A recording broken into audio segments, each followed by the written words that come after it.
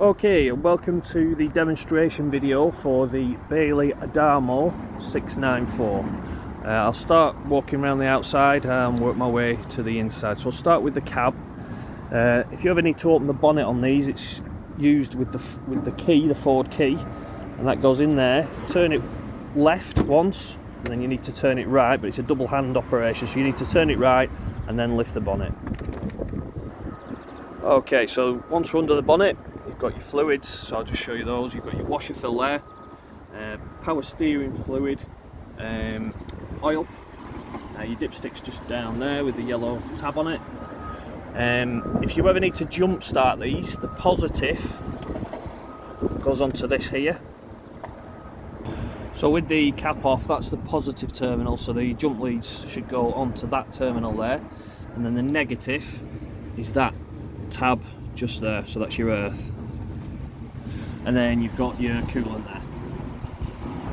Okay, so moving on around the vehicle, I'll just walk you through the features on the outside. This here is a vent for the boiler, so that's where the boiler exhausts if it's on gas. Now that's just got to be, you've got to make sure that that's kept clear. Any debris in there or anything, the boiler won't ignite on gas because it's trying to exhaust, and it's sensing that there's a blockage in the chimney. You will get condensation and steam coming out of that. It's not a problem. In cold weather you'll see steam coming from that. So as we make our way around the vehicle, this is your gas locker, so this is where you're putting your gas bottles. Just open that up again, you need 2 hands for that. So this will take 2 bottles. There is a pipe that needs to be fitted that comes off here. It's got an inline regulator, so you don't need a separate regulator. That regulator's already there. So the pipe comes off that and goes straight into your gas bottles, which are housed here. And then these go around the gas bottles to keep them in position. So just to show you, that's the hose that goes into the end of your gas bottle, and that's reverse thread, so you're going anti-clockwise to tighten that in. Okay, so moving on around the vehicle, housed just under here is the waste outlet pipe. So there's an indication inside on the control panel to show you when that's full. To empty it, you're just pulling that out, so it's open now, and that just pours onto the floor. On sides they've got a grid where you just pull over that grid, and the water just pours out of that nozzle there. So push it in to close it, pulling it out to release the water. So as we move towards the back, you've got your storage compartment right across the back of the vehicle. You've got hanging space there for people who like to put coats in there or wet garments, as there is drainage out the bottom here. Inside here you've got your carpets.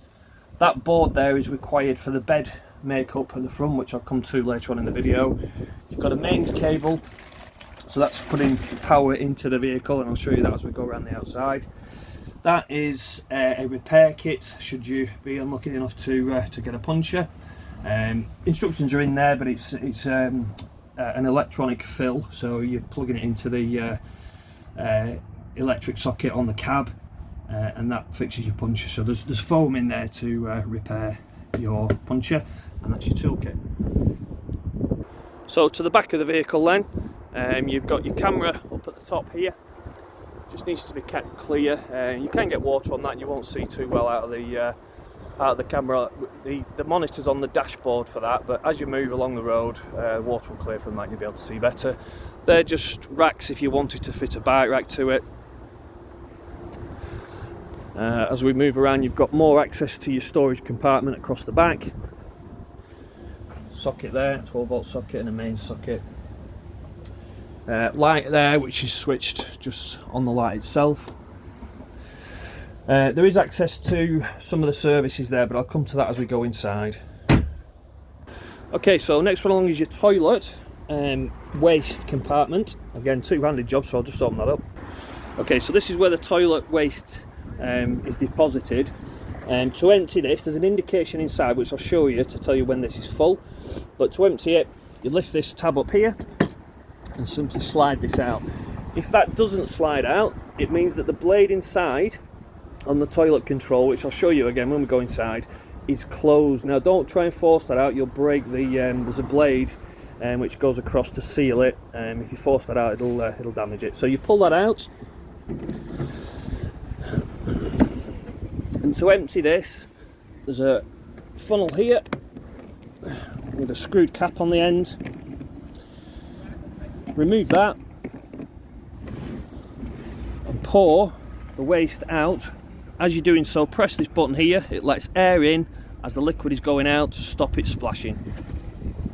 So this is the compartment where the chemical is put, and to do that you slide that back, open up the blade which I talked about, which needs to be closed to get the cassette out, pour the chemical into there and a little bit of water across the bottom, and that's the chemical that breaks down all the toilet waste. So to put that back in, you need to close that up, slide that back across, put your funnel back into position, and it just slides back in. Now to transport this to the waste disposal point, there's a convenient handle on it with wheels, so you can wheel it off to the waste disposal point. So as you're putting it back in, put your handle down, and it just slides back into its compartment. So put the wheels on first, slide it back in. Next one along is the inlet for the water supply. Now there's a hose inside for that, I'll just grab that and attach it.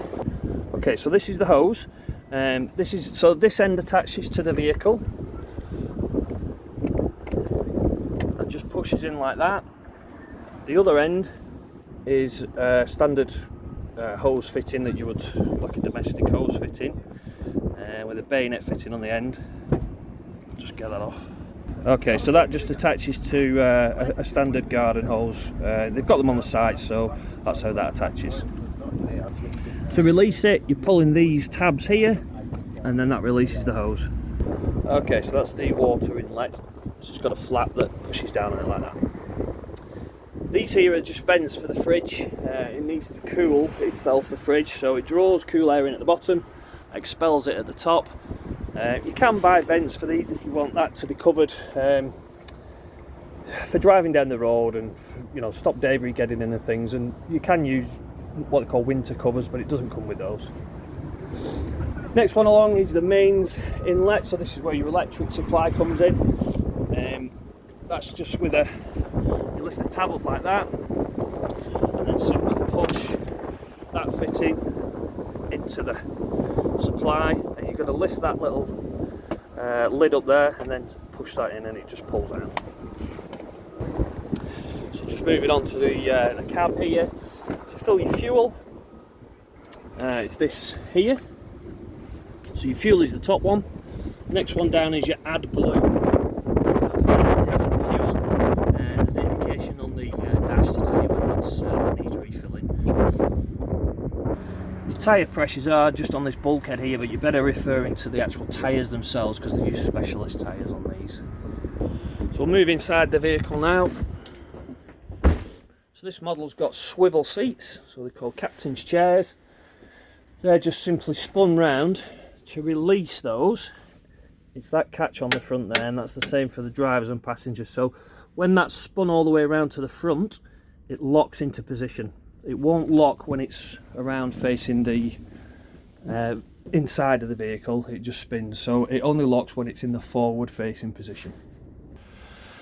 So just in the cab area, this device here, some people wonder what that's for, but it's to take a telephone. So it slides out like that, and then it's sprung loaded, so you can put your telephone or satellite navigation into there if you wish, and that just slides back like that. You've got your reverse camera monitor. Now when reverse is selected, that illuminates so that your reversing camera is in operation.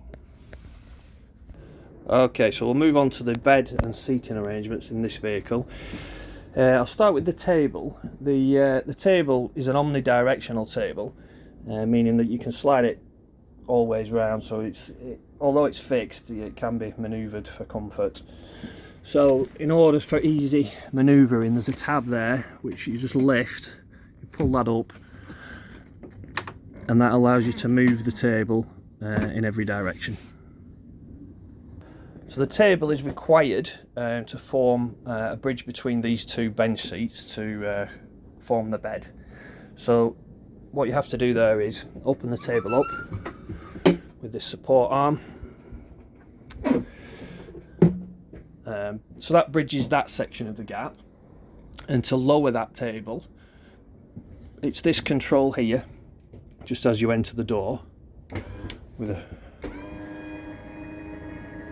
what you're better doing with that is letting the table down when it's in its folded position, and then when it's fully down, then fold it across to bridge the gap. Okay, so to form the base for the bed, the table goes that way around, and then this board, which is stored away in the garage, that's how the table sits in there. So that forms the base for the bed. And then so the infill cushions, that's an infill cushion that's separate, as is that oddly shaped one at that end there.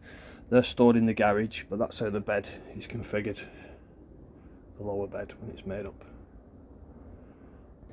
So the upper bed is an electrical operation, so that's the bed that's just here, and then the controls for that are just here.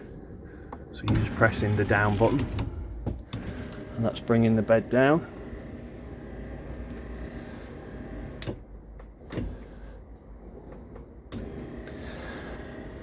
So it will stop in a position which is about here, but you can put it at any increment you want. Now obviously if it's just two of you, you would have it in its lowest possible position, so it'll go right down to the level of that bed. But obviously if you've got people underneath, you're going to want it in the position which it sets itself as you're lowering it, which is that position there. You've got the bed underneath, bed at the top. These boards here, they fan out like that, and then you'll see on there there's an anchoring position which locates into those there. So it's just a surround that goes around the bed. So that section would sit along that edge. So I've just set these up in a rudimentary fashion, but that's how they are configured. So you can see how they fan out like that, and then these boards here, they locate down the side of the mattress and fix onto those anchoring points which I showed you. You don't need to use them, it's just if you've got young children there, stops them wandering off the side. Okay, so we'll move on to the operation of the seat belted seats. That's a feature of this motorhome. So it's the same on both sides. The seating configuration is just slightly different with the cushion arrangements. Some cushions are longer than others, but I'll set those both up now. So to get the seat belt up, you're releasing this catch here, just turning it quarter of a turn. You might have seen that just go loose there. Again, it's a two-handed operation, so you need to turn that around and then lift on this seat here. So then you're left with the backrest for the seat belted seat with its seat belt. So it's got an inertia reel seat belt there, and then it's located into this just here. It's got a handy stowaway point there, so that locates onto that. And then you're using the base cushions that came out of here to sit in that gap there. So if you open this up here, that then allows the passenger seat legs, when they're seated, to sit down there, so the passenger's feet would be there. So on this side with the cushions, you're using the base cushion, which has got the hard bottom, so it's got a hard back, and that sits into this position here to form the base for the seat. And then one of the backing cushions has got these straps here, which then go around this seat to hold that in position. So you then end up, just put that straight, with a seat belted seat, and also you can recline it with that toggle there, so you can put the seat in any position you want. It is the same operation on the other side as well. So I've just taken those cushions off now. Just while we're here, there's some services that I need to talk about. This is behind the passenger side. So under this here, in case you were wondering, that's the battery. So that's just where your leisure battery is housed. The locker in front of that is the control module for your solar panel. Don't really need to do anything about that. It just simply it looks after itself. It regulates the supply that's going into the battery. In front of that is the circuit breaker and fuse box that's actually, you can locate that from the front to make it easier when the cushions are on. So what you've got there is a bank of 12 volt fuses, so that's the 12 volt system. They are labelled actually, so if you get a problem with a 12 volt appliance like your water pump or your lights, etc., that's your first port of call. This is a circuit breaker, like a domestic circuit breaker at home, so that's labelled up as well. You can test it to make sure that that's operational. So if there's a mains problem, so if any mains appliances short out, that'll be your first port of call to check whether they've tripped. That unit is as well the charger unit. So when you're plugged into mains, that's looking after your leisure battery and charging that up for you. So with the seat behind the driver's side, that's exactly the same operation as with the seat belt. You're using those two cushions as your base cushion and your backing cushion once this seat has been raised via that tab there. Just under here, this is an important feature. That's where the boiler is. Now it's important to drain down all the water out of the system in winter use. If it freezes, if water freezes in that boiler, it'll expand and it'll crack the boiler. So it's really important to drain the water from this whenever you're not using it, really, because you don't want stagnant water in there. But equally, if it freezes, it'll damage the boiler. So to drain that down, I don't know if you can see, it's hard to see on the camera, there's a little a toggle switch there. So that yellow tab is now in the open position, so it's pointing upwards. That means it's open. I've now closed it, so that's in the horizontal position, if you can see the difference. So that's open, and that's now closed. So it needs to be closed to get water into the boiler, and you do that by opening up the kitchen tap. Okay, so yeah, just going back to the boiler, you need to open up the kitchen tap in the hot position. It's just a slider tap, and wait until you get a pure flow of water coming out of this tap. It'll splutter for a while. That means that air is going into the boiler, is being pushed out of the boiler through this tap nozzle, and fresh water is pushing it out. So you need to wait until there's a pure flow of water coming out of that tap, and then you know that the boiler is then full of water. Otherwise, if you switch the boiler on, you're just heating thin air. And then you need to do that on the cold side as well. So then you're pushing all the air out of the pipes that are coming from the tank out of the system. You're pushing the air out with the water. So you need a pure flow of water on both sides. You need to do that on that tap, on the bathroom tap, and also the shower head. Okay, so the next logical step would be the control panel for the boiler. So the boiler I've shown you, that's controlled by this control panel here, which is just on this bulkhead above the kitchen. Okay, so to operate this is dealing with your hot water and your heating of the vehicle. So the first section, you operate this by pressing the button in. Okay, so and then you scroll using this round tab here. So you're scrolling round, and then if you want to go into a particular menu, you press the button. So the first one is the heating of the vehicle. Okay, so you've got a picture of the motorhome with a thermostat. If you click on that, it's off, and then if you turn this around, you can then select the desired temperature. And then to program that in, you press that. Okay, so that's now running on 22 degrees. Next menu along is your water. So that's your heating of your water. So first one along is eco, so that'll use low voltage electric. Next one along is hot, so it'll use high voltage electric. Boost, it'll stop the heating of the vehicle and heat the water only.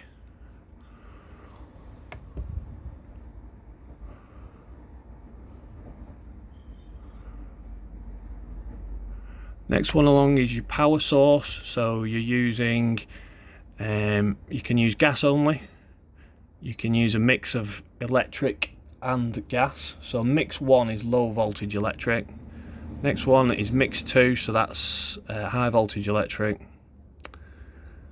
electric only on high voltage, and electric only on low voltage.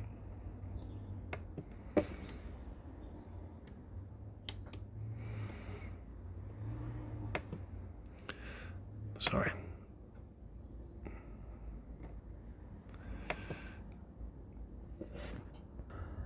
Okay, sorry about that. So yeah, that's your power source. Gas, mix 1 electric, mix 2 electric, low voltage electric, high voltage electric. If you want to come out of a menu, you press this button here, which is back. The next one along just controls your fan. So you can leave that on eco. You can override this, but it will actually do it automatically. This is a manual override here.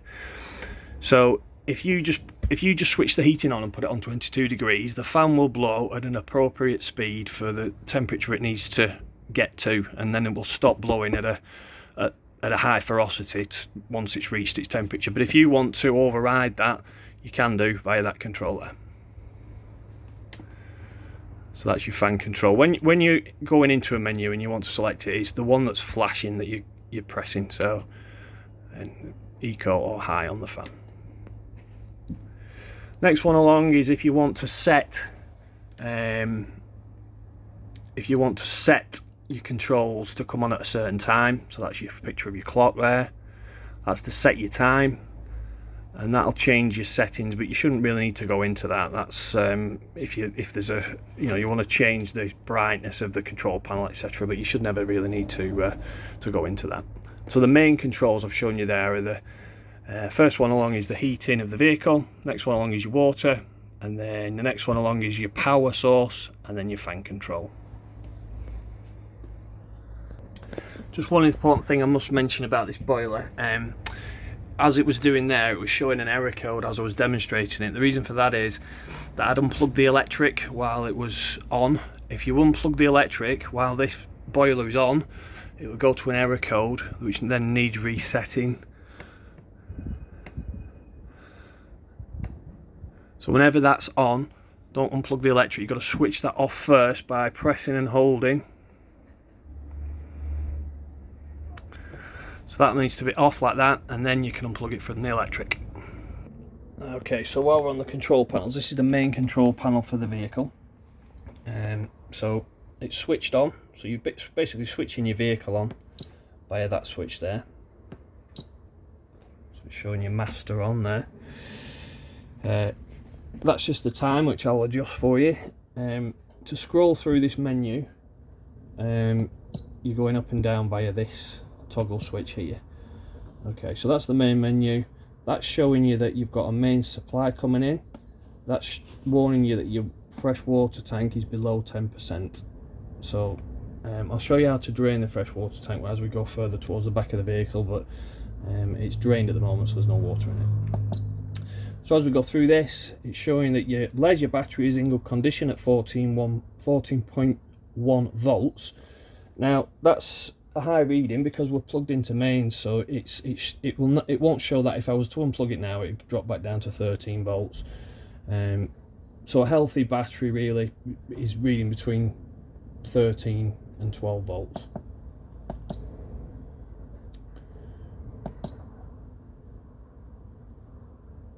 So okay, so your vehicle battery, the next one along is showing at 13.3 volts, so that's in good order.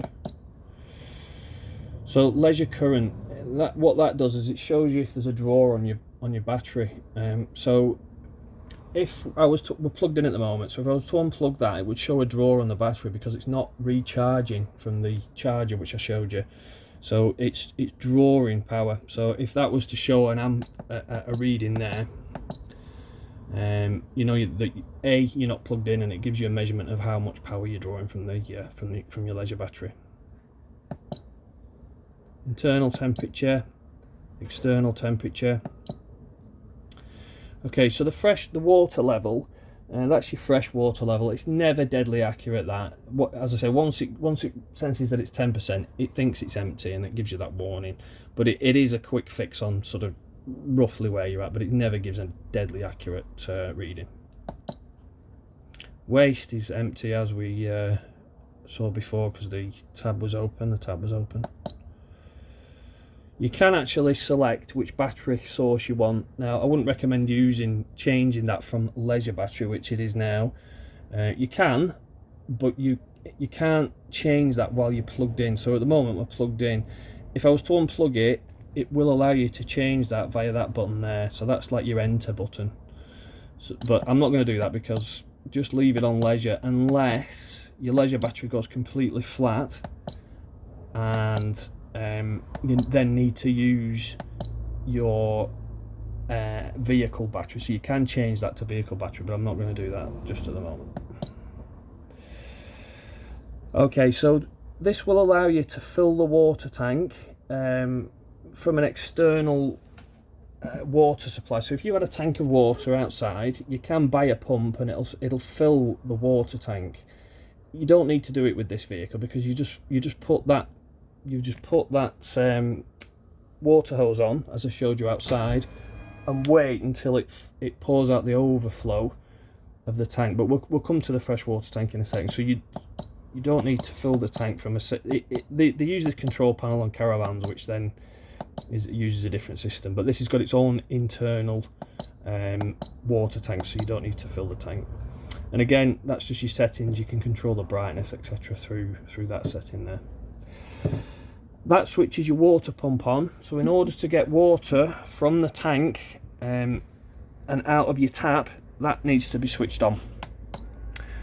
Now it's showing pump on there. Don't run the pump with no water in the system, because the pump's running dry with no water through it, so it's working, it's trying to pump thin air, so it's working really hard. Only have the pump switched on if you've got water in the system. That's switching all your lights on and off inside the vehicle, and that is your awning light. That's just a thermostat for the boiler, doesn't do anything, don't need to worry about it. It's just reading the temperature. Okay, so as we move along to the controls, this is for the fridge. This is what they call a three-way fridge, so it'll work on 3 power sources: gas, electric or mains supply. So in order to get into the menu for this, you're pressing this middle button here, keep your finger on it, and then you can see that A is flashing there. That is automatic, so that's automatically selecting the most relevant power source. So what it'll do, it'll first of all look for electric, which is done. So it's found the electric supply, which is denoted by that symbol there, and that's running on electric. So if I were you, I would just leave this on A for automatic, and it will select the most relevant power source. But if you keep your finger on that, you can then scroll through, manually select electric, manually select the 12-volt system, which runs from the engine alternator. That will only work when the engine is running, and it won't get the fridge cool. You need to then get it cold at home first, and then select that button there. But if you've got it on A for automatic, it will automatically select that when the engine starts, so it'll automatically look for the right power source. And then you can scroll along to gas. If you want to select any of these, you're pressing the middle button again. Now it won't ignite on gas because we've not got gas connected, so that's now flashing to say that it won't ignite. So again, the easiest way to use this, you're keeping your finger on the middle button there, and then selecting A, then selecting the middle button again, and then that is your temperature control. Okay, so if it's really hot outside, then you want it on maximum. If it's a cold day like today, then you just want it on the middle setting. Press the button again, and then that's it, operational. Okay, so just to reiterate, you're pressing the middle button, selecting your power source, which I would always recommend it be A for automatic. Press the middle button, then it asks you what temperature you want it at. I would just start off with that unless it's a really hot day. You don't want your fridge working too hard. Press the button again, and that is the fridge operational. If you're going to leave the fridge for any length of time, it's a sealed unit, so it's like any fridge. If you leave it closed without it being on and air circulating around it, you will get mould in the fridge. So you need to leave the door open if you're not going to be using it, so the air can circulate around it. Just with the hob, the same thing applies as similar to the water system. You need to, when you first put your gas bottle on it, the air, there'll be air in the pipe, so there'll be the pipes will be full of air, and you need to push that gas through so that you get a pure flow of gas coming through this hob. So the first thing you need to do is switch on one of the hob rings and ignite it. Just try and ignite it until you get it'll splutter, it'll try and light, but once it's lit, then you know that there's a pure flow of gas coming through your pipes, and then you'll have a gas supply to your fridge and a gas supply to your boiler. Just working our way towards the back. All that is access to your wastewater tank should you need it. I mean, you really shouldn't ever need to go into the wastewater tank unless you want to sanitize it, but in that case then just put it down the plug holes in the sink. But that's what that hatch is. Again, that's actually just access to the fresh water tank, but again, you shouldn't really need to go in there really. So in the bathroom, the toilet, to flush the toilet, it's that button there. When we removed the waste cassette, I showed you that I told you that there was an indication to tell you when it's full, and that illuminates when it's full. But in actual fact, you can actually see down into that. So when I showed you the blade on the tank outside, it's also controlled via that nozzle there. So what that's doing is opening and closing. Don't know whether you can see on there. That's opening and closing the blade which I showed you that's on the tank that is removable. So as you're travelling, you don't want that open, you want that to be closed. But as you use the toilet, come along, open that up, use the toilet, flush it, and then close the blade back up. So this is the back of the vehicle here, and there's access through into the garage. Now this is a service locker just here.